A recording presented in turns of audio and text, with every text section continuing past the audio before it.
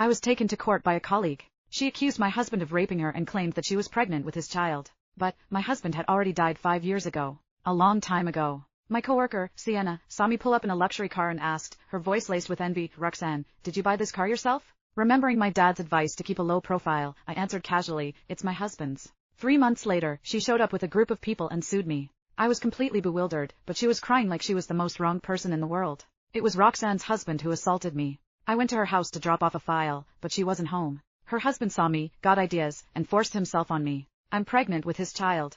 I demand they take responsibility. Otherwise, I'm suing them both for marriage fraud. She demanded $5 million in compensation and half of my assets. A tidal wave of condemnation washed over me, but I remained calm, a smirk playing on my lips as I watched her performance. She had no idea that I'd been single for 5 years. I did have a husband once, but he died 5 years ago. You just said you're pregnant with my husband's child. Are you sure about that? In the courtroom, I looked calmly at Sienna, a woman I had worked with for 3 years. She had always been overly friendly, fawning over my clothes and accessories. She'd complimented a bracelet I was wearing, so I gave it to her. She was always trying to get me to buy her coffee, and I never made a big deal out of it. But I never could have imagined that she would show up 3 months pregnant, her belly slightly rounded, and accuse my husband of assaulting her in front of a judge. Sienna lifted her chin, her voice firm. Of course, I'm sure. Roxanne, out of respect for our time as colleagues, I wanted to handle this privately, but you refused to admit it. I had no choice but to take legal action. Now, in front of the judge, you might as well tell the truth. Sienna's mother glared at me, her face contorted with rage. You're Roxanne, right?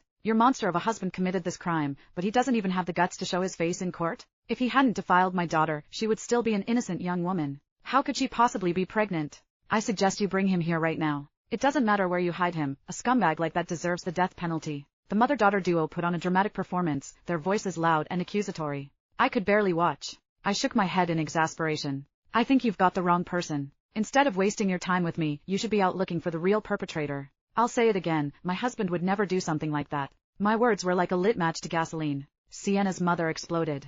How can you be so sure he wouldn't? My daughter is young and beautiful, men can't take their eyes off her. I bet your husband is no saint. If she hadn't gone to your house to deliver that file, she wouldn't have been subjected to such a brutal attack.